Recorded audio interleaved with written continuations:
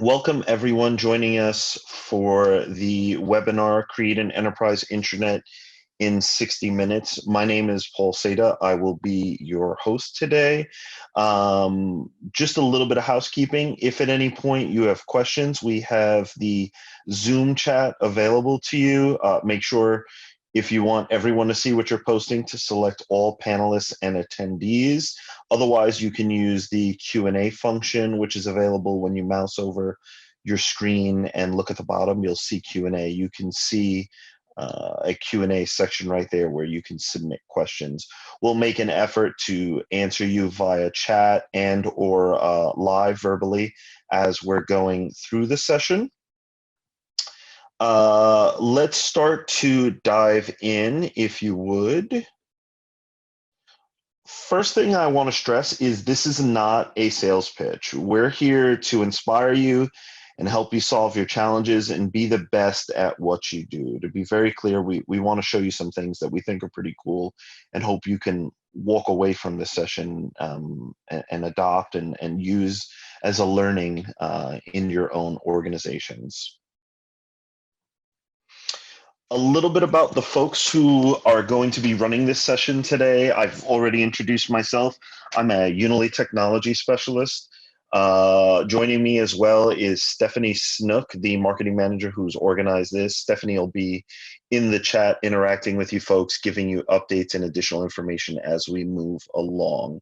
Katie Johnson, who's a product development manager here at Unily, will also be doing a couple slides for you before we dive into the speed run session. And Matt Boyd, who's a product evangelist here at Unily, he's the sacrificial lamb who's going to be doing the speed run in real time to show you how to build an intranet.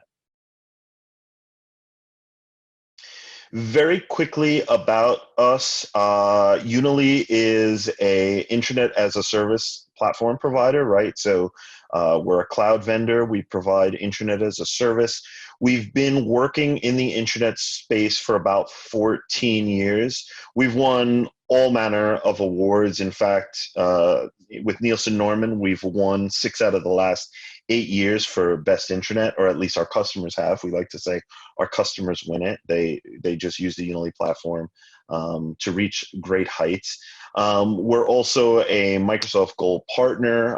Again, we've worked in and around that space for our entire existence. Currently on the Unily platform, we have about 3 million users across all of our customers. We take security very seriously. We're ISO 27001 and SOC 2 accredited. Those are kind of gold standards for cloud vendors. So we take that very seriously, and we're undergoing yearly audits around either one of those certs to make sure we're maintaining things. We are global in scope, so our headquarters is in the UK. We have a very large base of operations in North America, in the US and Canada, and we also have groups and outposts in Australia and Hong Kong. So we like to say that the sun never sets on Unily. Again, one more thing that I think is really important about us to show our commitment to kind of intranets and how we think about them. We believe that everyone should love their intranet. It shouldn't just be a dumping ground for the stuff that organizations need to kind of put out there. We want employees and users to take delight in their intranet and find value in it and want to use it, even if they're not in the office and they're allowed to access it remotely. That is one of our core values here, and that's something we strive for when we engage with our customers. One thing I do want to make you aware of is we have a section on our public website, unily.com/guides. We have a lot of great guides out there. Given what's going on with COVID-19, we know what we've been hearing from people in the marketplace is we need to move faster than we ever did before. Well, we have a guide for that. 7 steps to rapidly launch a remote work solution. It's on the website. You can go ahead and download it for free if you want to get some tips and best practices and things like that to take back to your org to help you think through what are some next steps you can do to make sure you're keeping in touch with your employees if you haven't already done so. And if you have, obviously, this might help you rethink some things and implement some new features and or strategies around communications with folks as the remote workforce becomes a reality. I want to alert you to our polls that we'll be doing during the session. These are really easy. They're meant to be interactive. They're meant to tell us a little bit about you. If you would navigate to pollev.com/Unily, that is where you can take our first poll. What are your biggest pain points when delivering a new intranet? We'd like to hear, using words that describe your experiences right now. Let us know where the pains are. Development, interesting. This will be a word cloud just for just for those of you who aren't sure. Keep putting them in there. But Katie, you're on the line. What are some of the things you've been hearing from customers or that you've experienced in your time as a consultant in terms of biggest pain points when delivering a new intranet? Sure. So probably one of the biggest challenges that companies face is time constraints, and I'm sure everyone does feel that. I saw someone post in the chat before that she feels the time constraints, but hopefully if you take an iterative approach to that, you can mitigate that risk of those time constraints and launch with a minimum viable product and grow from there. Another challenge that we see time and time again that a lot of companies don't necessarily plan for is the Active Directory data. We get up to the design stage that I'll talk about a little bit later on, and we find out that companies' Active Directory data isn't up to scratch. And if you want to have an intranet that really targets communications and content to the relevant people, but also want an intranet that can help users search for different colleagues, then you really need to spend time, improving your Active Directory data if you know it's not great.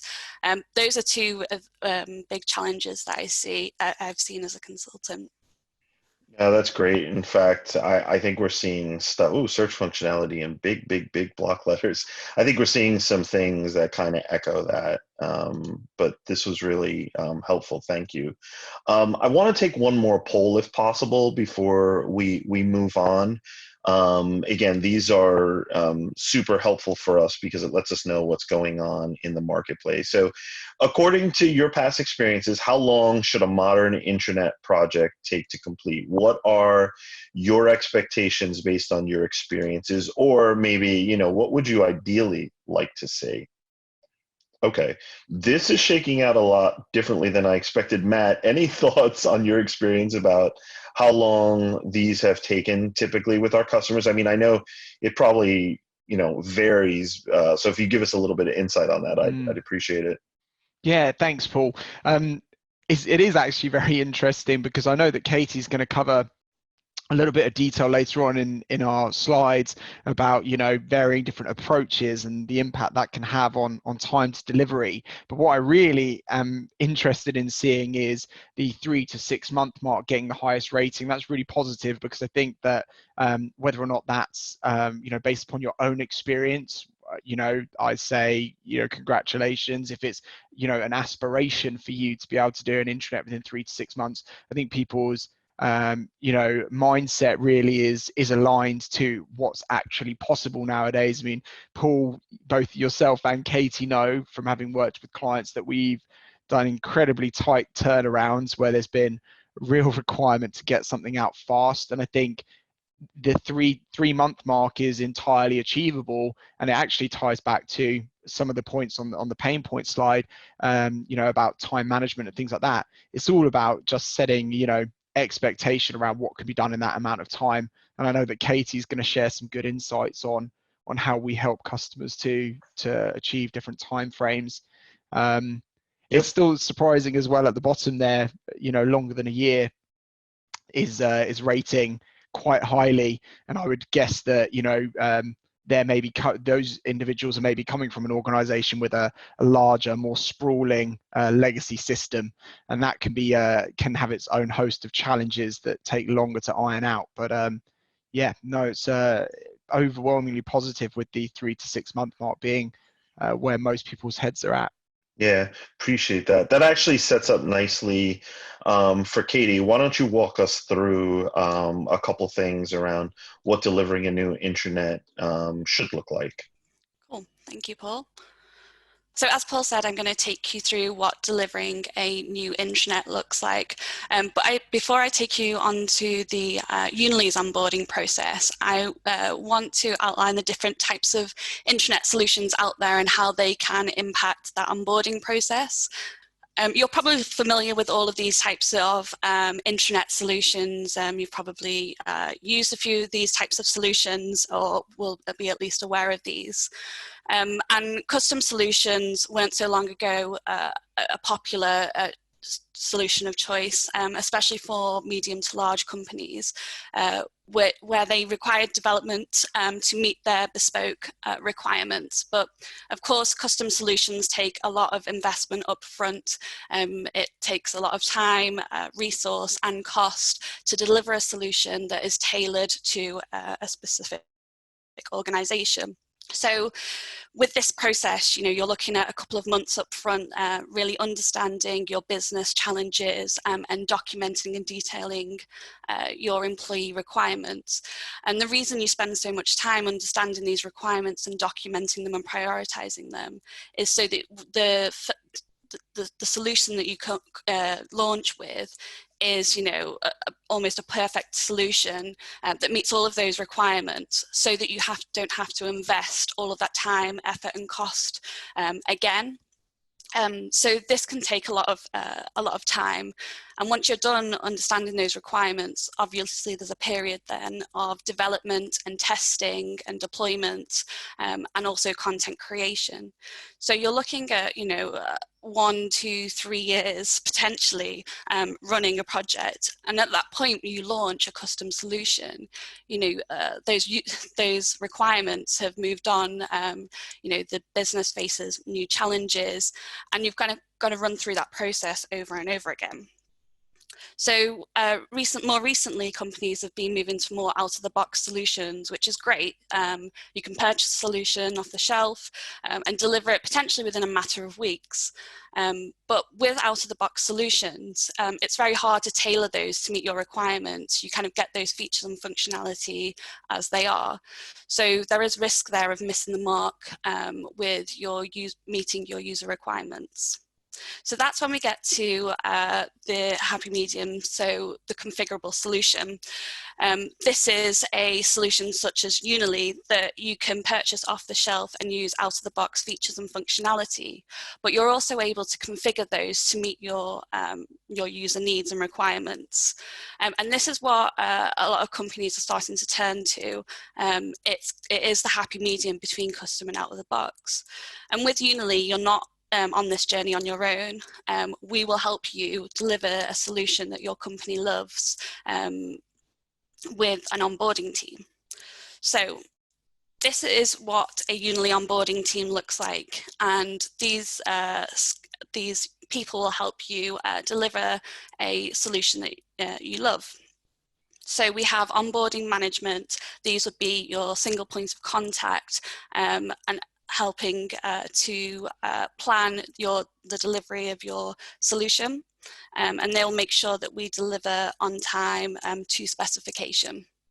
We then have onboarding consultants, and our onboarding consultants will help to lead some workshops to understand your user requirements, help define your vision and goals, and really define where we need to get to with your solution, but also work with you to configure that solution to meet those requirements. We then have onboarding engineers, and this is a technical skill that will help get everything in place to make sure that your solution runs smoothly, connect your Active Directory to the solution to make sure that all of your users can access the site easily. And above all of this, we have a community portal, and this community portal is a self-service kind of website that you can all access, share hints and tips with other companies that also work with us, but it's also got loads of guides and training materials to help you get onboarded as quickly as possible. And what we do here is this onboarding team will work with you guys across a well-established process. So this is the Unily process that will help you go from planning to launch. And this is a well-established process that we have been improving on over 10, 12 years now. And it covers 5 key stages. Initiate is where our onboarding team really get to understand the project team, your business challenges, and validate all of the initial challenges that you guys face. This is also where our engineer meets with your IT team, start that process of getting everything in place tech-wise and configuring the solution so that we're ready to define and design. The define stage is all about the consultant coming in and leading many workshops to help understand what the business challenges are and translating those into a vision and some goals and objectives that will help understand what we need to do to launch a minimum viable product, which we try and encourage, but also help you define a roadmap. So what happens beyond launch? What does our roadmap look like, so that you can, once you've launched, iterate the solution and improve it and introduce more features to keep it an exciting solution that always meets your user requirements. We then move on to the design stage. So once we know what the problems are, the challenges are, we understand the requirements and what we need to do to launch a successful intranet, we need to start designing the solution. So we need to make sure that it's branded to make it feel like your intranet. We also need to design a number of templates. So it may be your user profile templates, it might be your department templates, your search center, etc. And the consultant will help you along the way with this. Over and above the site templates, we also help design the navigation. So how are your users going to navigate around the site, and really help to make the user experiences, meet your requirements as much as possible. So once we know what we want to do, we know how it's going to look, we move on to the configure stage. Now the configure stage is all about going into your site, configuring the solution, and really building the content within the site. And Matt,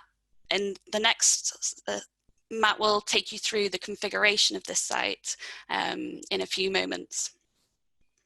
Once we've configured the site, we're ready to launch. So you've got the content in your solution, it's configured to meet your needs, and we want to get everyone excited for the launch of this intranet. At this point, our onboarding team hand over to a customer success manager. So this customer success manager will help you post-launch in BAU to ensure you're getting most value add from the solution, and works with you, has regular catch-ups to review analytics, etc. And that's a little bit about how the onboarding process looks. So with that in mind, we have created a company for the purpose of this demo, and this company have gone through the initiate, define and design stages. So we understand what their challenges are. We have come up with their vision statement and goals that you see on the slides here. So, they really want a digital employee experience where the intranet is the entry point. They want to deliver timely communications and connect their people. But Also, they want their employees to be productive by providing them with the relevant tools through the intranet so that they can collaborate from any device, be it mobile or desktop. And underpinning those, we have 6 goals. So they want to deliver targeted communications so that they can communicate to the right people at the right time. So with that, they're going to need to be able to target relevant news articles, relevant events, content on pages to the different audiences set up within the organization, be it by location, by department, by brand. They want to provide an effective search. So I saw one of the challenges that was outlined in the poll that Paul was discussed earlier, that search was a key pain point. Well, this company wants to provide an effective search so employees can quickly find key information, tools, and also search for their employees. They want to empower their people and give them a voice with a modern social experience. So this isn't just about top-down communications. We really want people, employees, to engage with the intranet. Providing essential access to local and global departmental information. So this again lends itself to targeted information and providing, a mix between global and local. They also want to integrate key business applications. So no matter where the data is stored, in which application, as an end user, I just want to visit one place and be able to access all the information that I require. And we want to establish a governance model. So underpinning all of this, we need to ensure that the content that we put into the intranet is regularly refreshed and kept up to date. So with these goals, bear these in mind, because as Matt goes and configures the intranet, he'll be coming back to these goals and giving you ideas of how these goals could be overcome with the different features and functionalities that he discusses.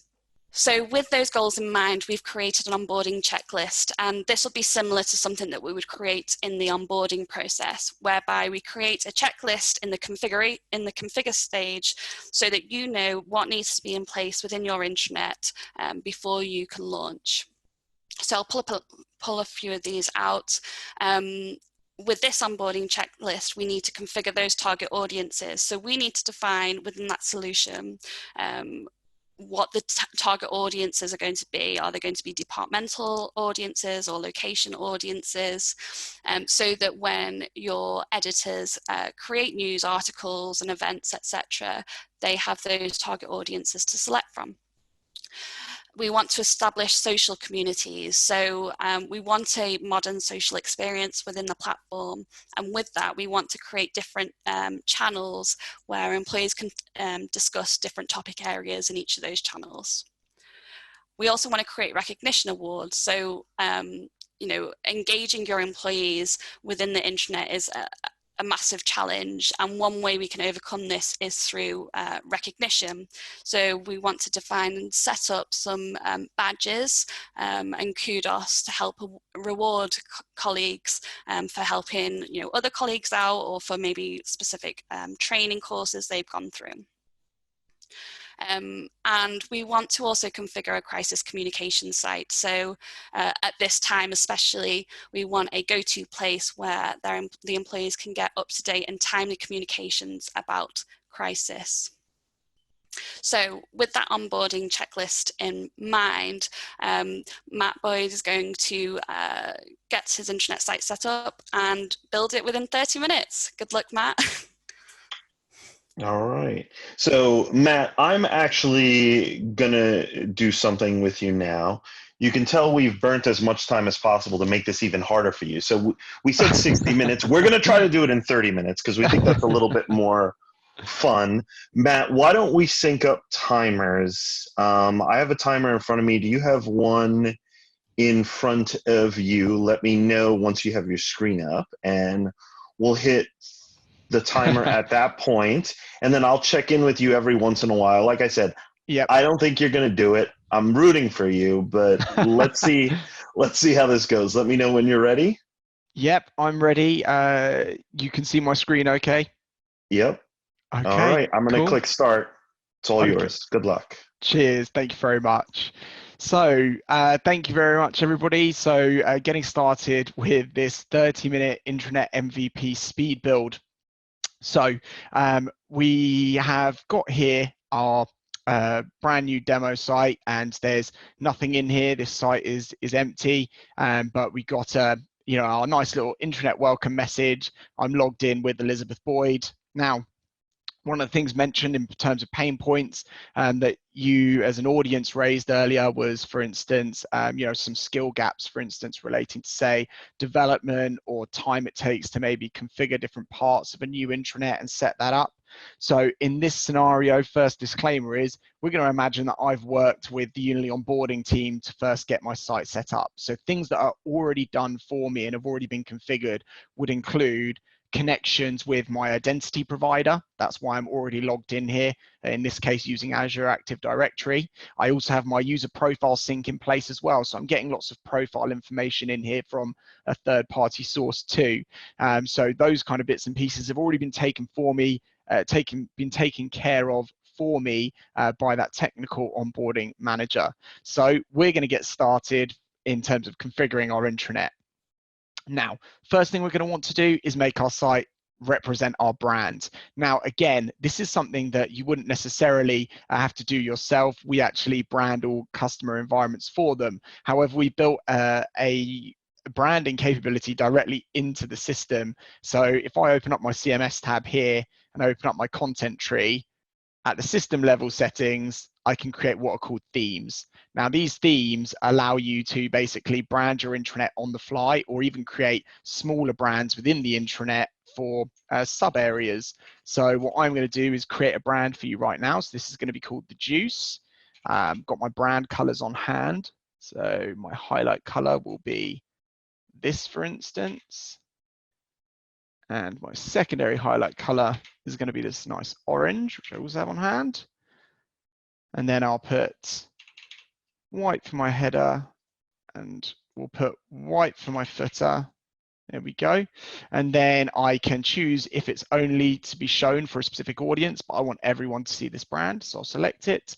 And then I can choose to upload a logo. So this uploads my image gallery, which has lots of nice kind of stock images in it at the moment.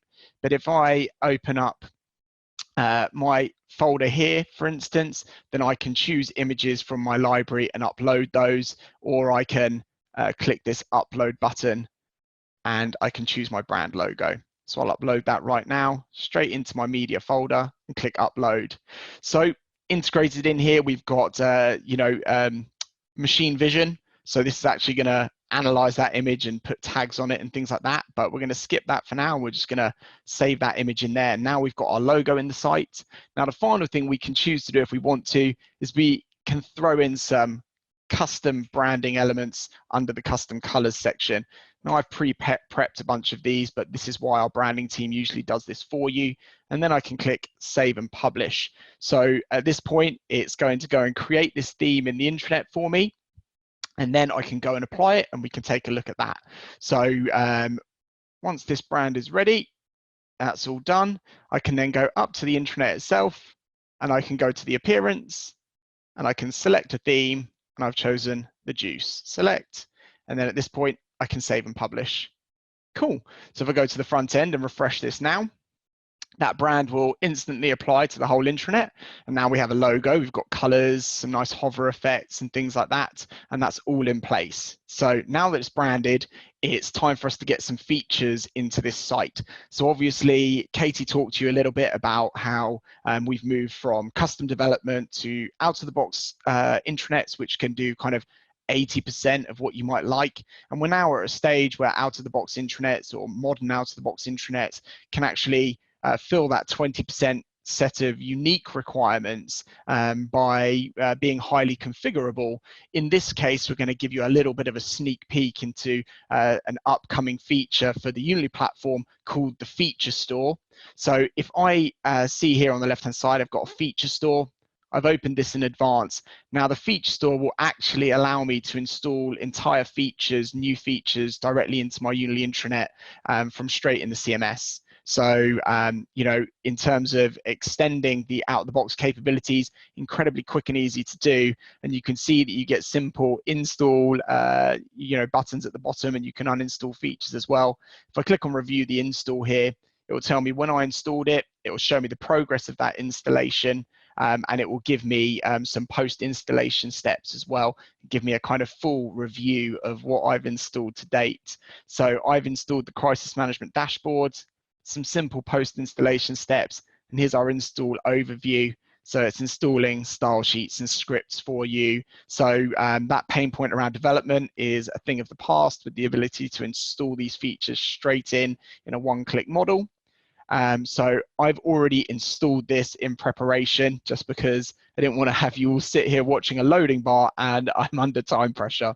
So we've installed that. Now, before we start kind of working on our new features, we kind of probably want to do something simple, like for instance, configure a home page. So under my intranet, I've got a page library, and here I can set up my root pages. So if I go to the home page right now, you get, you know, some simple fields like the title of your page, for example. Then if I go to the content tab, we then have our grid and widget system. So whenever you design pages in Unily, you're able to drop different pre-packaged bits of functionality into a grid that you can design the layout and shape of. So in this case, for instance, the intro message is in this rich text editor. So if I click into it, we can see that the text that was preloaded is right here. Now, what I'm going to do is I'm going to drop that off, and in line with our challenges, we're going to create a com-centric homepage. So the first thing I'm going to do is I'm going to put a news grid at the top. So this will show the people who land on the page some news content, really simple to configure. I'll just pick a news library from somewhere in my intranet, or lots of news libraries. In this case, I'm just going to pick this news library, and I'll press update. And then beneath the full width section, I'm going to put a 3-column layout. This allows me to break down the page into a different design afterwards. So on the left, for instance, I'm going to put some events. So we'll do the events roll up. And we'll say show 2 of those. And we're going to take those from our events library. There we go. And that's all fine. We can just update that. If I go underneath that, I might want to show a calendar. So this will give me another view of the events. So I can drop that in there. And again, I can choose to show them from one or many different storage locations. So I'll choose this events library and update that. So now we've got our events on the home page. Next, beneath that, I'm going to want to put a little video. So the video embed actually lets you put videos on the page from either stored directly inside Unily or from any third-party video platform that provides embed codes. So in this case, I've prepared an embed code, and I'll press update, and we'll pop the video embed in here. Now, underneath that, I'm going to want some links to some important applications. So we'll chuck in some essential links. So these will be links. How many items? We'll say 5. And where do we want to take those links from? Well, we're going to connect them to our apps and tools, which are also stored in here. There we go, apps and tools. And click on update. There we go. Good. Now, the last thing is we talked about introducing social elements. So I'm going to put on the home page a social feed as well. So this is actually using Unily's built-in social capabilities. So the social channel I'll set to be the all company channel, which comes out of the box, and we'll set that as the default channel as well. And then here we can just say 500, for instance. Now, all of that in place, I can press save and publish, and we've designed a comms-centric homepage. So if I go to the homepage and refresh, there it is. Now, you're probably thinking, that doesn't look great. There isn't any content there at the moment, but that's something we're going to deal with very shortly. So back into the CMS and let's move on. There are some other core pages that we're going to want to set up in our root level pages library. So these are these global pages. So for instance, we talked about having areas where you could quickly search for information or people. So a good one would be, for instance, a people directory. So if I set up a new page like so, and we call this people, and I'll hide this in the navigation for now. Now, there is a really useful widget in here that we use time and time again, and it's called the Search Center. And the Search Center will allow you to set up any kind of configurable search experience that you need. And we will set a number of these up for you out of the box as well. So things like people directories, document centers, they're already set for us. So all I do is pick my people directory under search configurations.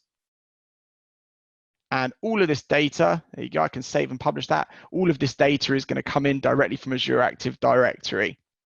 So that's a people directory configured already. Now, we're also probably going to want a document center since a lot of information is stored in a document format. So this one we're going to call documents, and I'll put that in the title field as well. Hide that in the navigation for now. Same exact setup, but with some different information, which we'll see in a second. Can search for our little search center there, and then we can connect it up to the document center search configuration, which is right there. There we go. So again, really easy to connect all these up because they're all pre-configured for you. And then if you want the page, you can simply create it, drop that widget on, and then you are good to go. So yeah. You've only got about 19 minutes left. Just giving you a heads up. No worries. Good. So we're gonna have to ramp up the speed a little bit here. So we've kind of published a few of these pages. So if I would show you the people directory, for example, I can view this page and it'll open up. So this is what a people directory search looks like. So it's on brand, it's synchronizing things like phone numbers and email addresses, as well as departments and locations straight into our intranet. And that all looks great. So back into the CMS. So we noticed that homepage was a little bit empty. So the next thing we're going to do is we're going to want to quickly create some news content just to show you how easy it is to do. So before we create news, we talked about making sure it was targeted to the right people, and we're probably going to want to tag it so that information can be governed and managed more effectively going forwards. So if I hop into our targeting section on the left, the first thing we'll do is create a dynamic audience. So this basically allows us to group people based upon profile properties, and we can then use that to push news to them. So if I right click and create a dynamic audience, we're going to create one for sales. So I give it a name sales, and then I can simply fill in some simple rules to group people together. So where somebody's department contains sales, and that's it. We now have a target audience which we can use for targeting news to anyone in the sales department. Really simple, and I can set up as many of those as I need. Now, the next thing we talked about is the ability to create tags and use those to tag our content. So if I go under managed metadata, here I can manage all the tags I need across the system for any type of content. So we're going to quickly create a couple of tags in here. So if I right click on my topic tags and create a new topic, we'll create one called people for when we create people news. And then I will create another one in here, and this one we'll call technology. And then the final one I'm going to create quickly for us now will be training. Now, good piece of advice when creating metadata or creating tags is to keep them limited, because the cleaner that list of metadata is, the easier it will be to manage and the more effective it will be for search and for content governance. Now, the last thing we'll want for our news before we go and create a piece is some images, because if not, that is not going to look great. So I can go to my media section, and here we have a simple desktop-like folder structure for storing and managing images. So if I create a new folder here, we'll call this news images. Save that. Now, from here, I'm going to take my images from this folder location. We'll take them all, and I can just drag and drop those straight in there, and it's going to upload all my images for use right now. So that's going to whip through, and we'll be able to use those in a moment. So while it does that, we're going to hop back into the CMS, and we are going to create our first news article. So I can open up my content tree. Now, the difference here between creating a news article and creating a page is that news articles use a template. So rather than having to design them every single time, when I go to create a news article and I click on create news, it will load a really simple form for me to simply fill in the details. So I have content to fill in, then metadata, and finally I can translate it automatically into lots of different languages. So I'm going to copy and paste in my pre-prepared content. So the juice empowers employees with a modern intranet. So if I then steal my page content, we'll pop that in there. And I'm going to steal that first line and pop that into our description, which is great. And then we can choose a post image. Now, all those images are already uploaded. I could choose to pick the ones that have been uploaded by me, for instance, or I could navigate via folder structure. But ultimately, I think that we're just going to pick, say, this image right here. And then we'll go to metadata, and I can set things like the author, such as myself, Elizabeth Boyd in this case. We'll set the article date, which can be today, and then we can add our topic. So it'll be about our people and technology. So we can select that. Now the final piece, save my changes, but not publish it just yet. And I can go to translation now, and I can click translate all to translate this into French, German, Japanese, and Spanish all instantaneously. So it's going to spin through that and generate machine translations for all of those. And if I wanted to, I could then go and edit those machine translations afterwards. But I'm going to skip that for now and just click save and publish. And that's now live on the site. Cool. So we've now got a piece of news content. At this point, I'm going to let you know that behind the scenes, Katie is going to support me by creating a few more news articles and a few more events to fill out that homepage for us, as I am very limited on time. On the case. You're on the case. Perfect. Thank you, Katie. Cool. So that gets us our news article in, and we'll have a look at that in a little while. Now, the next thing we talked about was empowering people with a voice, and that's all about enterprise social. So at this point, I'm going to expand my content store, and we can look at our social channels, because we're going to want to create structured communities that allow people to share best practice and engage with each other based upon topics or areas within the business. So we're going to create 2 new social channels aside from the all company channel. So if I create a channel here, for instance, and we call this, there we go, we'll call this one wellness. So we'll create a wellness channel. We could give it a description and use an image, but in this case, I'm going to choose an icon.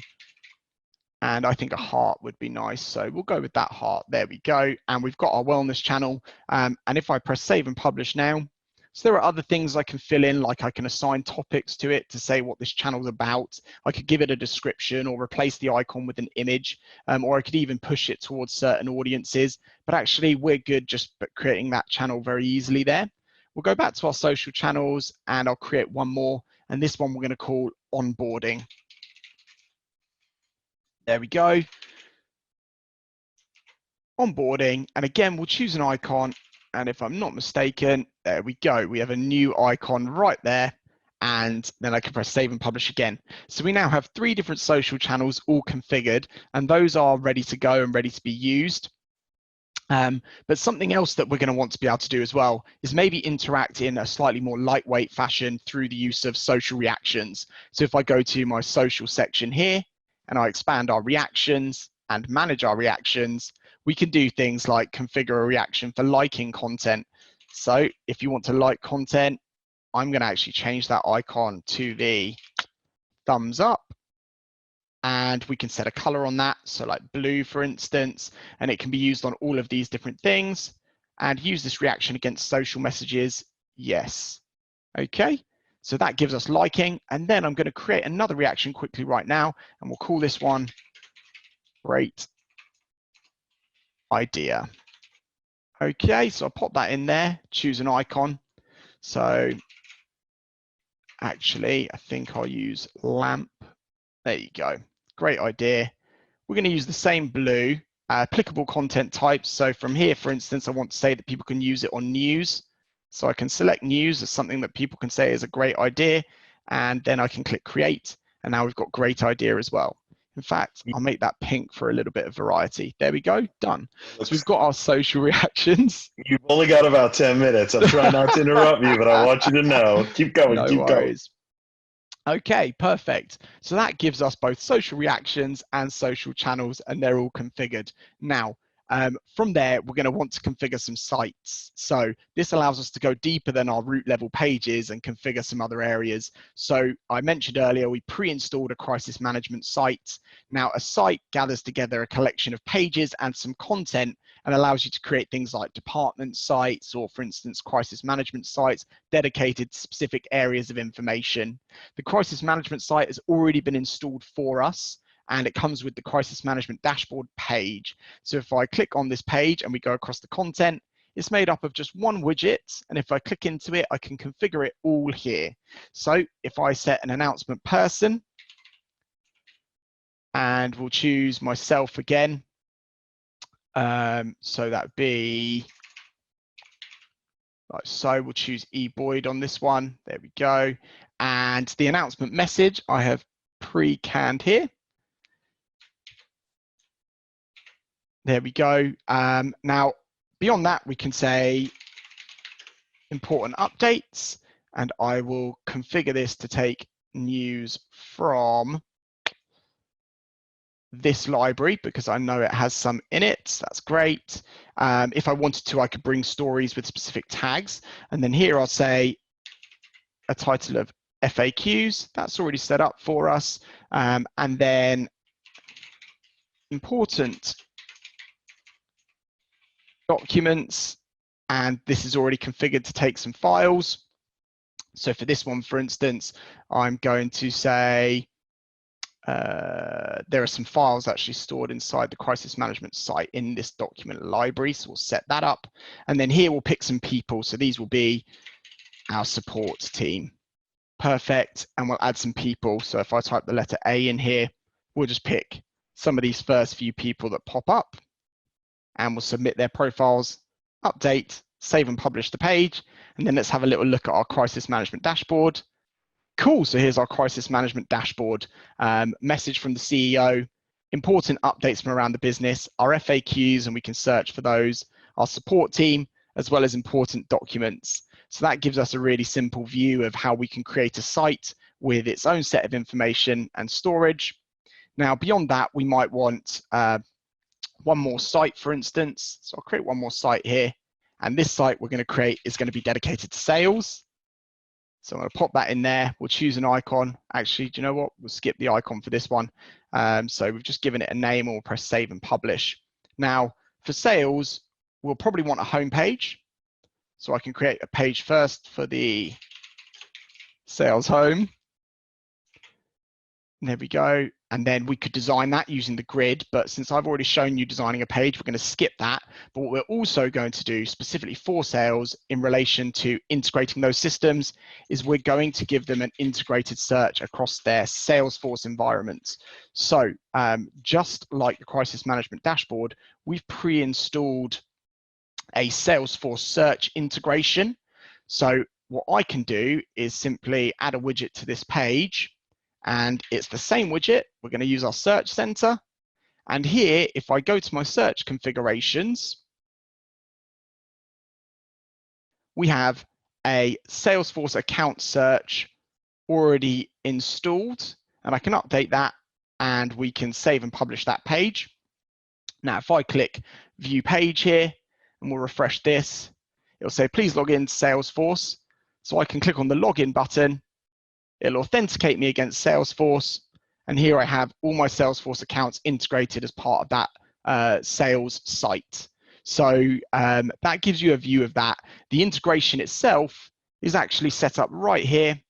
So we've got a Salesforce integration, and it actually allows you to configure integrations just by filling in a form, just like any other piece of content.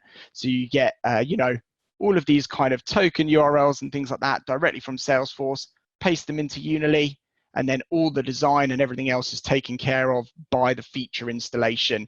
So that ends up delivering an experience like this with one click, taking you out to those results in Salesforce. So we've now done our integration as well. So The final thing here that we haven't done yet is do anything related to the navigation. So we're going to want people to be able to move around a little bit and not just rely on search. So if I go back to the top of the intranet here to the juice and we go to navigation, our home link is already set, but I'm going to quickly add a link, for instance, to our people directory, like so. And then I'll add one more as well for people to get to our documents. We'll pop that in like so. Matt, you've only got 5 minutes. Just let me know. This time, I think the timer's broken, to be honest with you. I'm not Yeah. sure how other people are feeling right now, but Blame it the feels like clock. it's Keep broken. going. Keep going. Cool. So I can now go back to my home page, and if I refresh this one more time, cool. So as you can see, it's really coming together. We've got links to our people directory and our document center. We've got a few more news articles coming through here relating to a Go Green initiative.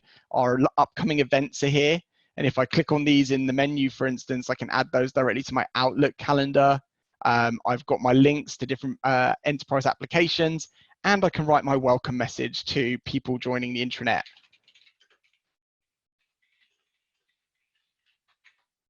I'll post that in right now so that that social feed isn't empty. Cool. And there's our social reactions. I think welcome to the new intranet is a great idea. So we're going to drop a reaction on there, and we're looking pretty good at the moment. Now, there are a couple final things that we're going to want to do here. One is show you briefly how the governance can be set up to help, for instance, the sales team manage their sales site. So if I hop into security quickly and we go to security roles, we can show you how easy it is to create a security role. So we're going to create a role that lets the sales team create news. Sales news editor, and we'll give it a title, and we could give it an icon, but I'll skip that and we'll hit create. Now all we have to do is say, what do we want them to be able to edit? And that would be news. And then we say, what do we want them to be able to do with news? Well, we want them to be able to create it, maybe we want them to be able to delete it, and we want them to be able to publish it and update it. Perfect. So then with that role set, I can save that security role. Now, if I go to my sales site and go to manage permissions at the top here, we can add the sales news editor role, and I can add in some users who I think deserve to be able to edit news in the sales site and press submit. And hey presto, those people can all create news in there. So we can apply those different security roles over lots of different sites in our CMS here. So if I had a marketing site, we could reuse that and do the same over and over again. So final things, and we are in the closing minutes. So mandatory content reads. I'm going to want people to read something before they first use the intranet. So I'm going to create a mandatory read article. So this mandatory read article will pop up when they first access the intranet. So I'm going to pop in the intranet usage terms and conditions. And then we'll go, please agree to intranet usage terms and conditions. And then I can add an image to this, which I'm going to do the people, because it's bringing people together. The due date I'm going to set in the past. So that means that it'll have already expired. And if somebody logs into the intranet, they're going to have to read this first. Then I pop in my message. My confirmation message will be, thank you. And the author can be me again. There we go. So we'll choose Elizabeth Boyd. And there we go. Save and publish. So now if I go back to the front end and refresh, this is what I know is going to happen when somebody first comes to the intranet. It's going to say you need to sign off on the intranet usage terms and conditions before you can go in. Oh, okay, those all seem fair. I'm going to press submit. And now that I've submitted that, it will then take me through into the intranet and I'll be allowed to have access.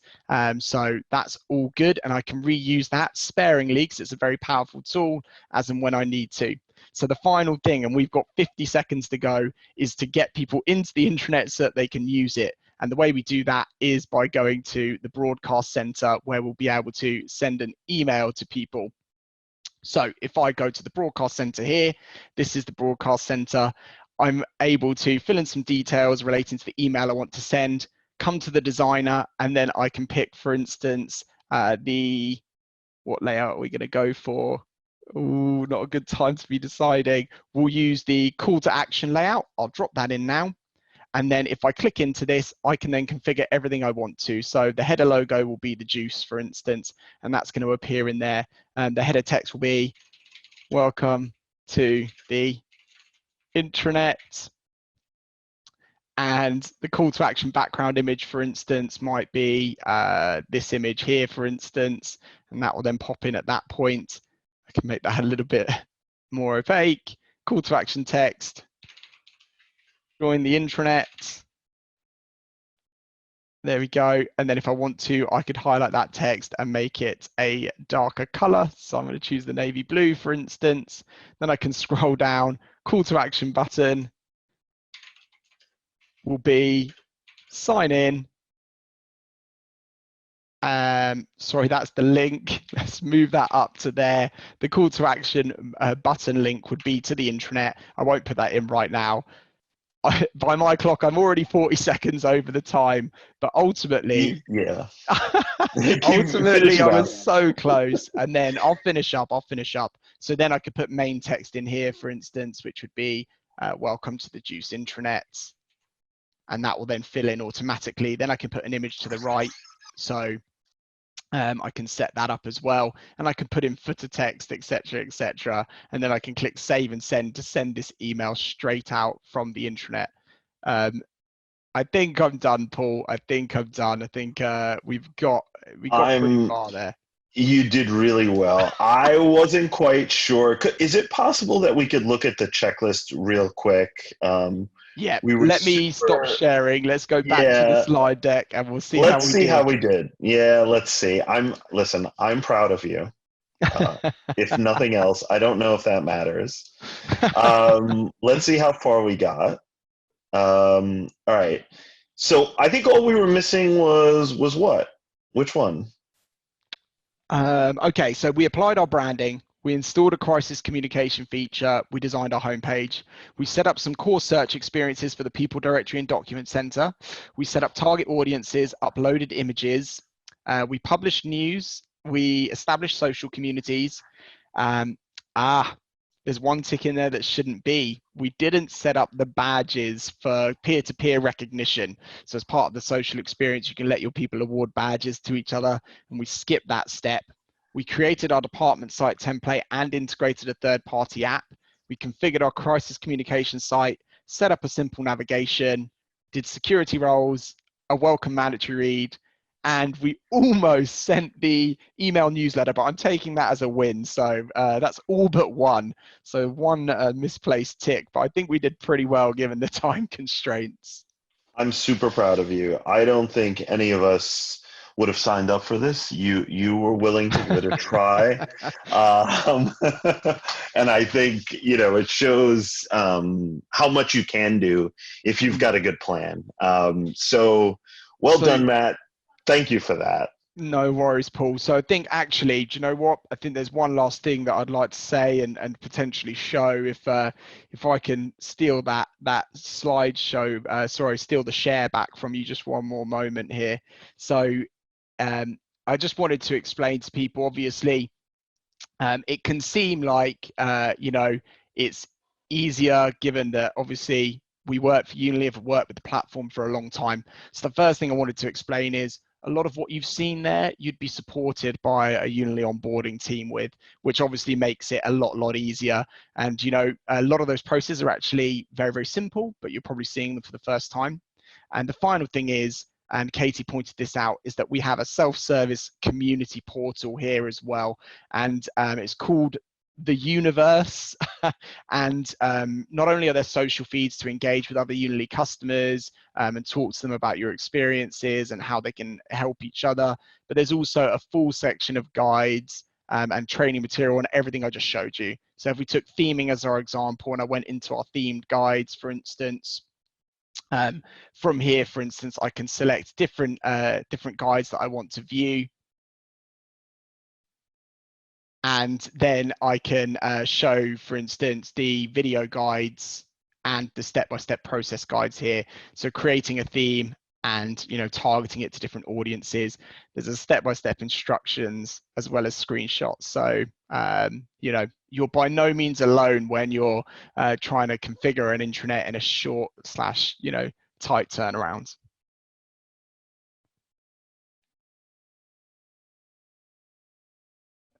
Cool. So I'll hand back to you then, Paul, for Q&A if people are still around for it.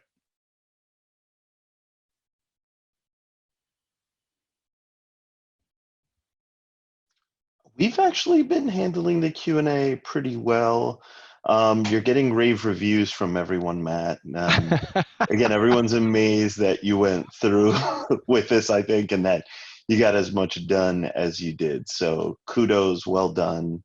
Couldn't have done it better myself. If anyone's interested and wants to ask a question live to Matt or the team, raise your hand via Zoom and we'll unmute you.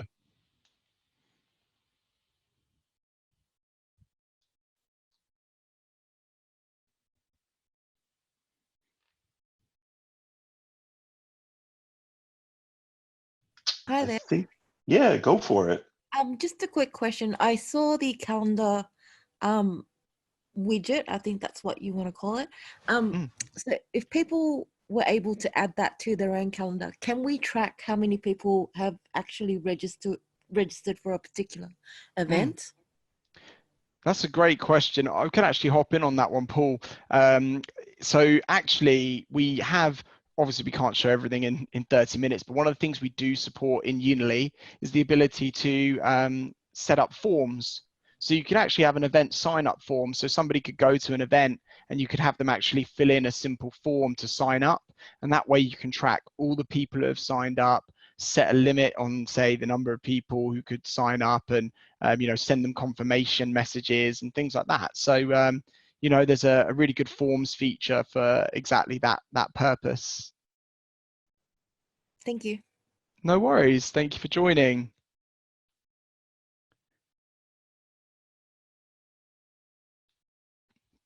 So actually, there's another comment here about seeing the employee badges. That's actually a really good one. The badges are. Do you know what? I think that I could probably show you. So perhaps we can drop the Q&A slide just one more time, and I can share my screen one last time, and I can show you some badges.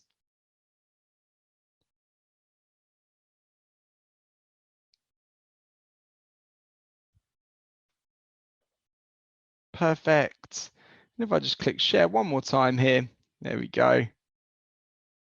So if I hop into the CMS, for example, and we can just go back to the content tree. One of the things we have here is, for instance, our recognition. And here we could set up, say, a piece of kudos. And this is peer-to-peer recognition. So this one, for instance, the one I was going to do was great teamwork. And then I can give a description for why that badge is going to be given out. So worked well as a team. And then I can give it an icon. So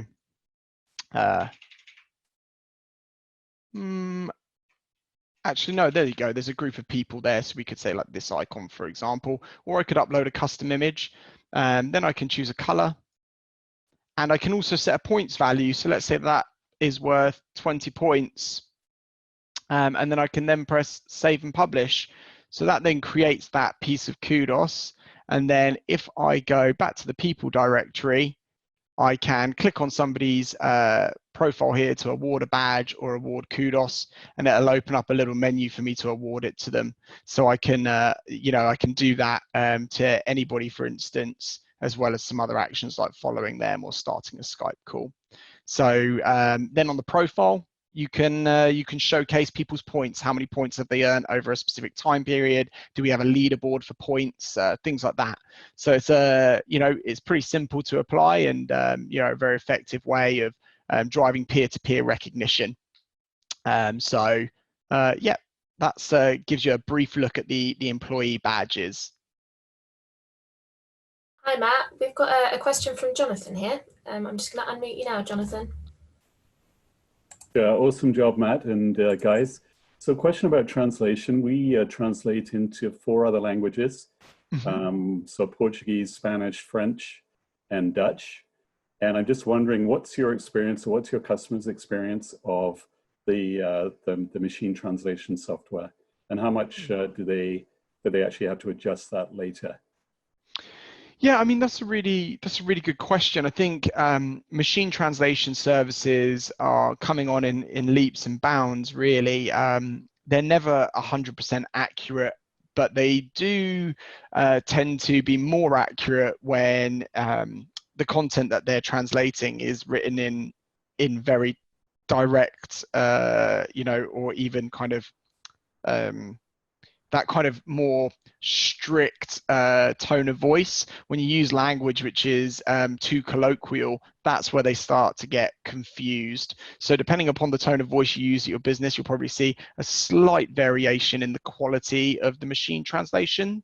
But on the whole, I would say that it's always about balancing the cost of manual translation, not just from a financial perspective, but a time perspective, against the accuracy that you get as an output. I would say on the whole, our customers are happy with machine translation, in as much as many of them didn't have translation services previously and were relying therefore on an article to go through a peer translation process across maybe say 10 different content managers. And if you're just trying to publish a simple article, something which doesn't need to be word perfect, for instance, that can be quite time consuming and laborious. And obviously what we try to do is do the best of both worlds, where machine translation can step up and take that kind of weight off your content management team in those scenarios where word perfect translation isn't required. And then obviously you can completely manually translate if you wanted for, say, a CEO message.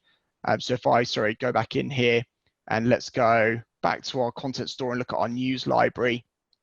So if we go to this, for example, article that I created, all of these fields have been translated and I can access the other languages at any time. So if I pin French alongside so I can flick back and forth, then we should get a feel for, how that kind of system works. So if you didn't machine translate, this would be blank and you could just fill it in yourself. So we kind of, try to optimize it for all scenarios. And I think on the whole, people are happy with the quality of the translation. We're using the Azure translation services as well. So that's what we're using to support this function.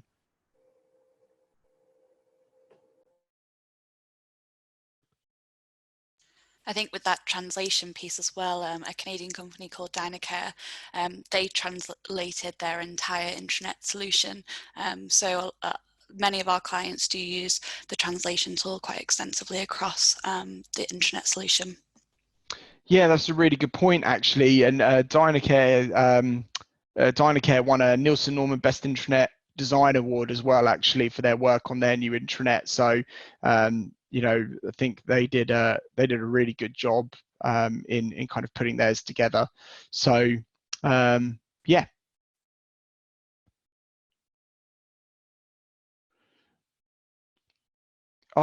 So do we have any other questions? If anyone would like to ask Matt a question, please feel free to raise your hand and I'll unmute you. Perfect, we've got one more that's just come in from Sam.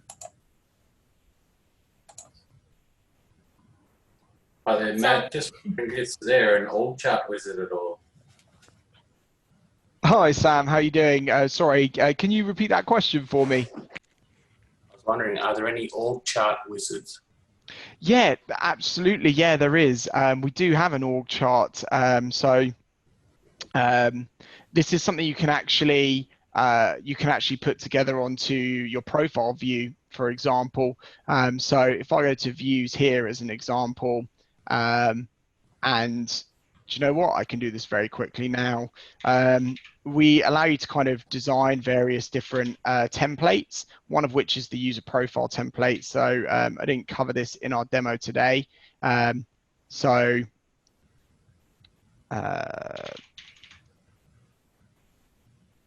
this is how I break away from the out-of-the-box template as an example. And then if I design the template here, it uses that same grid and widget system. So I can say default template, and then we'd say widgets, details. So there goes in my details widget there. And we can just leave that as it is, set it to the current item. And then the other one we could put underneath it. I mean, this would obviously be very large, but if I there you go, search organization chart. Sorry, that's too large for the org chart. So the system actually tries to encourage you to design in specific layouts based upon the optimization of the widget. So there you go. The org chart wants to go in that kind of size. Org, I can set a height on it if I want to make it really big, for example, and then I'll set its starting point as the current user's profile. I can delete these empty boxes off as an example, and then press save and publish. So that would then create a template for what a user profile looks like. So if I go here, for example, and then view my profile, I need that little bit there. So there we go. This just tells it where it should be presented. And then I can refresh this, and this will show us the org chart. So I think this org chart is going to be empty because Elizabeth Boyd doesn't have a manager. But essentially it synchronizes that manager details, those manager details from your HR system or your identity provider. So if you've got your manager in, say, Azure Active Directory or another system, then we can provide an explorable organization chart.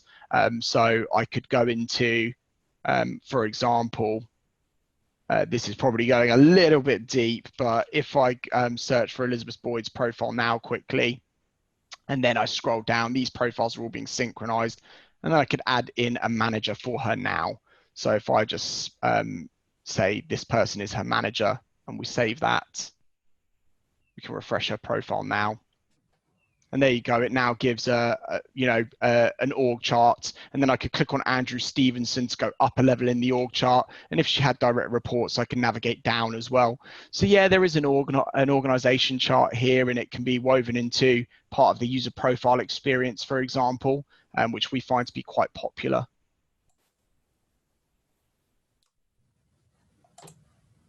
And we have another question from P. Carey.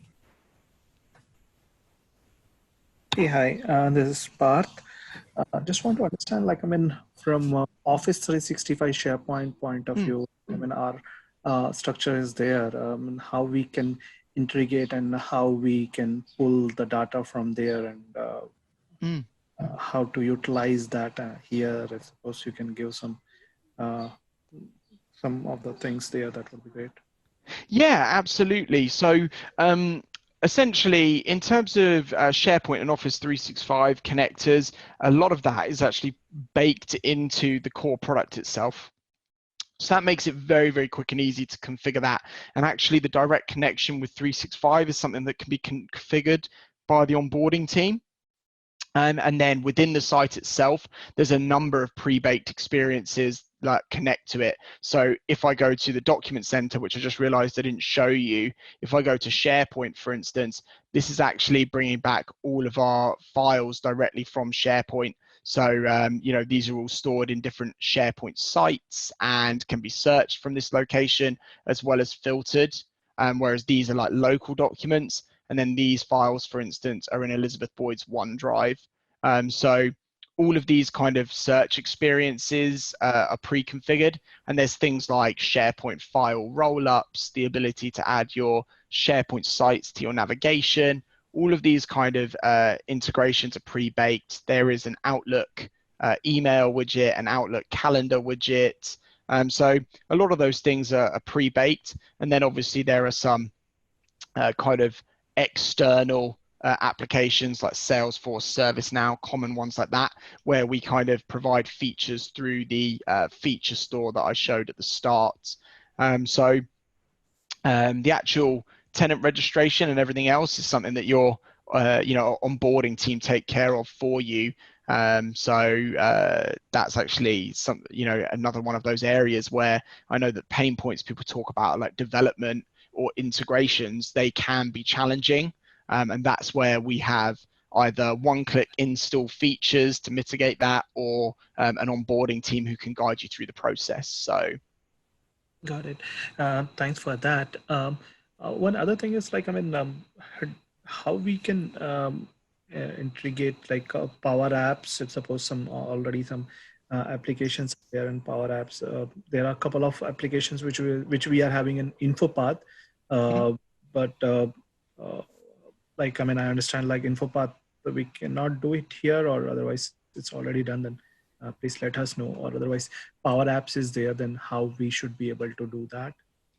Yeah, so our integration framework, just from a general perspective for anyone else who's still on the call as well, our integration framework is called Unily Connect. And what we actually do is we support any web APIs that conform to either an OAuth 2.0 or an Azure AD authentication mechanism. So basically, as long as you're using, most modern cloud-based applications which provide kind of those integration points and conform to a certain standard and quality of authentication from a security perspective, those integrations can be configured within the site very easily. And then the widgets are basically a construction of HTML and JavaScript. So again, where you have teams in place who can develop, the developer platform within Unily is very easy to use and highly configurable. But what we're trying to do is, where there is a skill gap in development within intranet teams, we're trying to just provide pre-baked integrated experiences through the feature store. That's going to be something we're really excited to release in the near future. We have another question from Jonathan Carson. Jonathan, are you still there?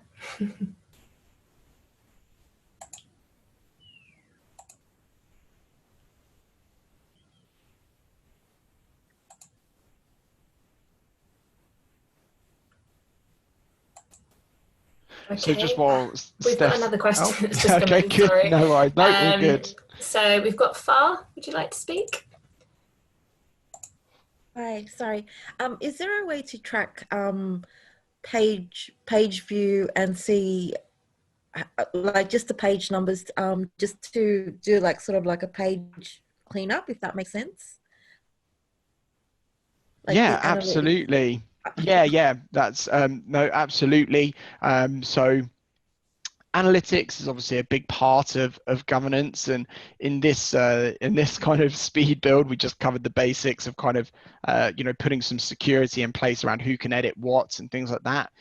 But absolutely, analytics are a big part of managing content lifecycle, as an example. So a couple of things that we didn't cover as an example would be, once you publish a news article like this one here, without even going to your analytics dashboards, which exist as well, we actually have content by content page analytics. So these page analytics will allow you at a glance to see the activity on an item without even going to your analytics dashboards. So for a content manager, you don't want to have to kind of always say, well, there's the news article, let me go and find it now in our analytics, and then kind of do that marry up.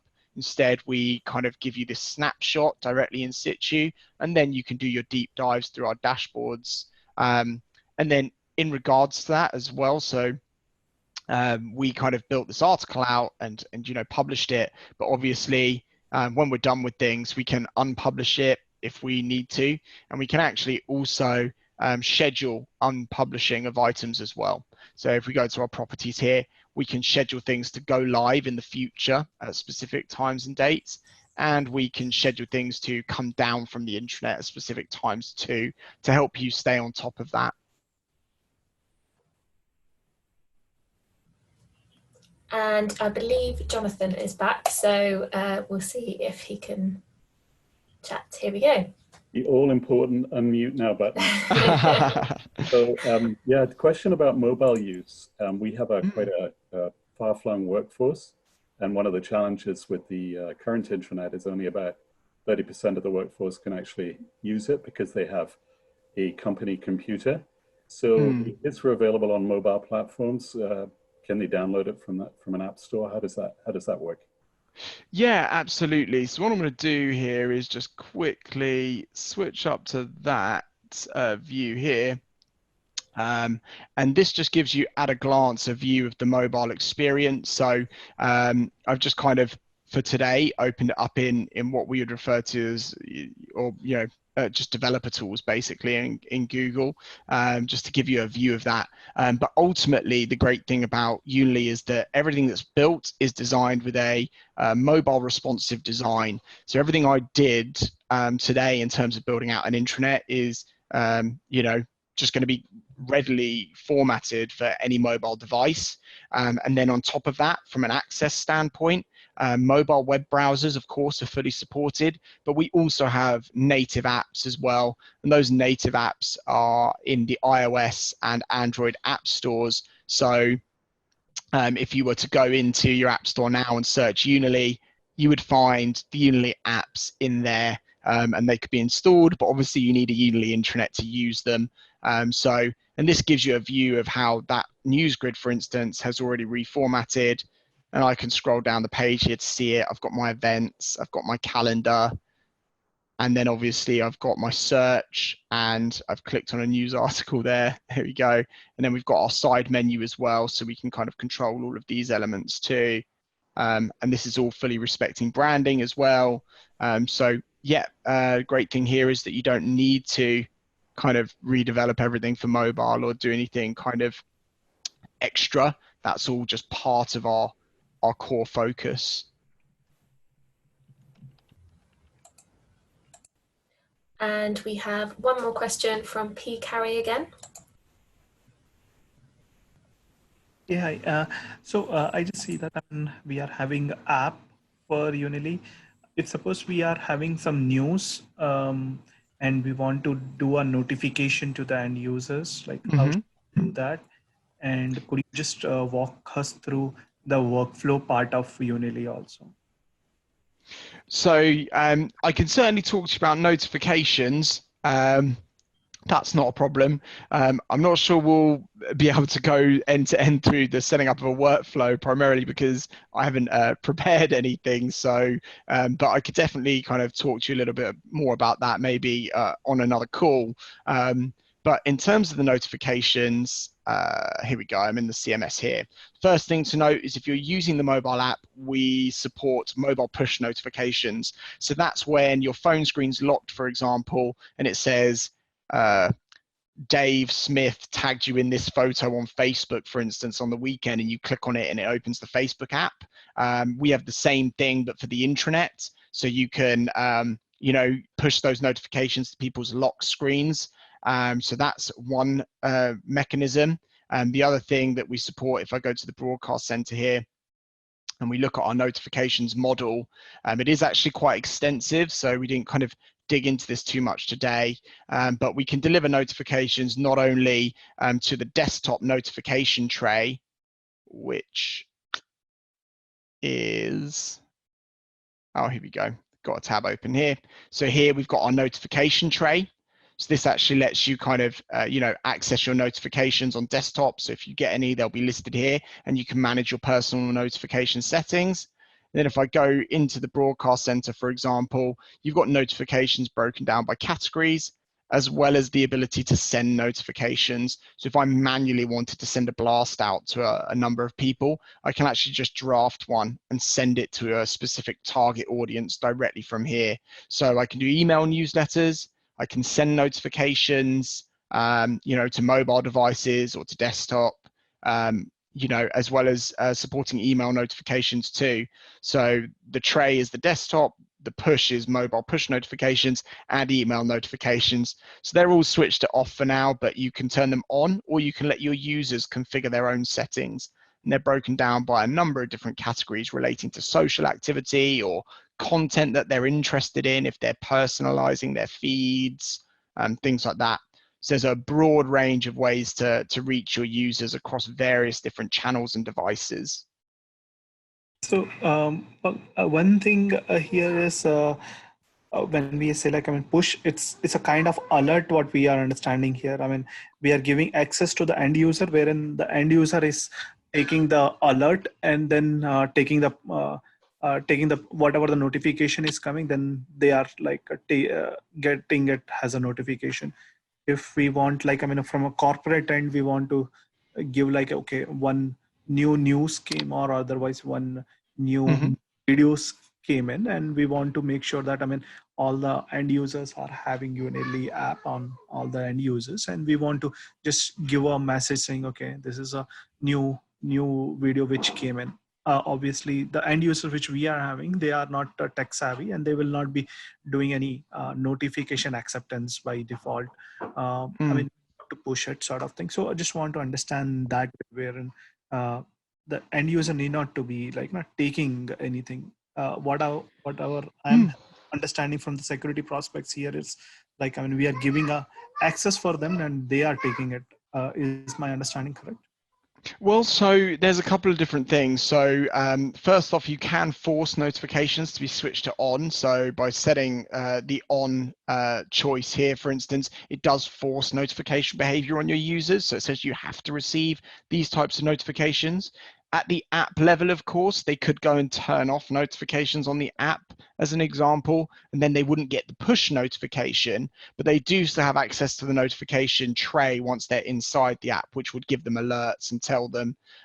Now, one of the other ways you could potentially manage that would be through mobile device management. So if your mobile devices are managed, or your people's mobile devices are managed by the organization, you could distribute the app and potentially control its settings through a common mobile device management tool, like Microsoft Intune as an example, which allows you to install apps on, say, managed mobile devices and then control the settings of those apps. So that's another way that you could try and force that behavior. So, you know, there's a number of different approaches, and I think, you know, once you prove the value of your intranet to your users as well, then they'll start to be more open to the concept of receiving notifications based upon what's important to them and what they really don't want to miss out on as well. So some of that behavior doesn't necessarily have to be forced, and it can be achieved through proving value basically on the platform for your users. So I know that there's lots more questions coming in, but I think at this point we are going to draw to a close. But what we'll do is we'll take all the questions away, and we'll make sure to follow up on any questions that we didn't have time for. And hopefully, you know, we gave you a good insight into how using a modern out-of-the-box intranet, but one that is highly configurable, you can get something up and running in your organization incredibly quickly. And, you know, if you have any further questions, of course, please get in touch with us, and we'll be running more webinars and presenting more content in the near future. Thank you very much.